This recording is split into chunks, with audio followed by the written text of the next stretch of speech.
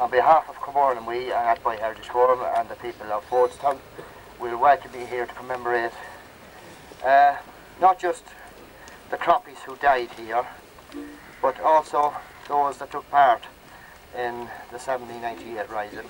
We have names of locals, Maguires, Nugents and many, many more who took an active part in the rising of 1798.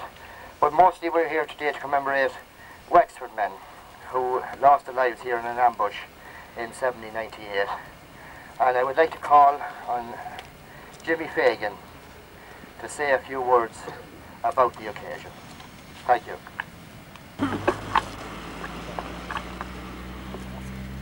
Hello.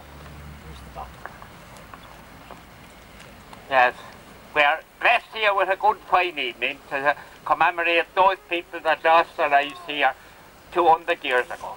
I take us back 50 years when I was a younger lad than I am now, and there was commemorations for 98. And we met a lot of old people in them days, and it give them pride. They give them pride to talk about 98. My father in particular, and all the old people in them days, they tell you about this ambush at Fordstown, and they tell us all the old songs and all the old ballads, but ask them anything about the famine that dried up.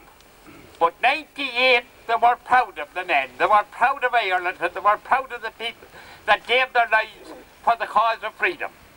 So, I heard the story how two men from my townland of Deaconstown, with the name of Cartons, belted off. There was a big family in it, and they belted off down to Wexford and fought there, those three young lads. Two of them died below in Wexford, and there was never a word about them. The other fellow came back and he brought a pal with him by the name of Jim Kelly. So they came all up with the Wexford rebels to Clonard. So the big goodbye to the fighting there, and they said to go home, and Carl would bring Kelly back with him to County Westmeath. So they were almost at home. There's a place over there in Killallen called Lochshess, and they met a band of fellas coming from the lower end of Westmeath. They said they were going to fight in Tara. They were the men that John Keegan Casey immortalised in the Rising of the Moon. They were from Multy, Bunbrustra and Multyparnan and across that part of Westmeath. So the two boys said, we'll go back with you, so we'll have another rattle of them.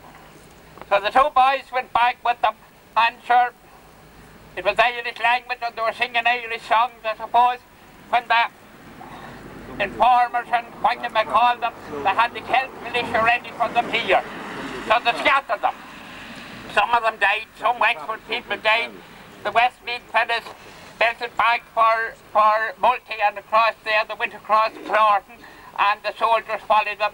Our two heroes, Carl and Kelly, went back here for Milltown and on for Clonellan and back for Killallen. So the sleeping of Bogger Reeds, a couple of soldiers followed them.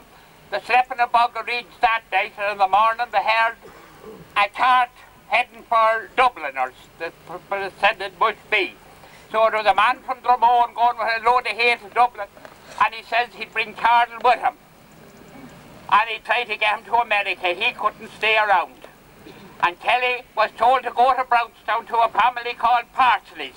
And there was an open house there, and they'd welcome him. So Kelly went back to Brownstown, and we'll take up Carl's case. Carl went on to Dublin, and the man that he went with was from Dromone, and he came back and he told his people the story. And look, did you ever hear from him, or how did he get on? Oh, for God's sake a bit. So the man couldn't write his own name. He could talk a bit Irish, but he knew no writing or anything, and we never heard how he got on. And that man is lying there in America somewhere, that Carter that took part in the fight here. Kelly is buried in Archerstown graveyard. He lived a full life in Brownstown. He worked and he slept in the barn in Parsley's. And my grandfather, I never seen my grandfather, he died in 1914, but he used to be going down in Kelly and to hear him saying the rosary. and offering up the first mystery of the rosary for Big Father Murphy and the second one for Small Father Murphy. So he's buried in Archestown anyway.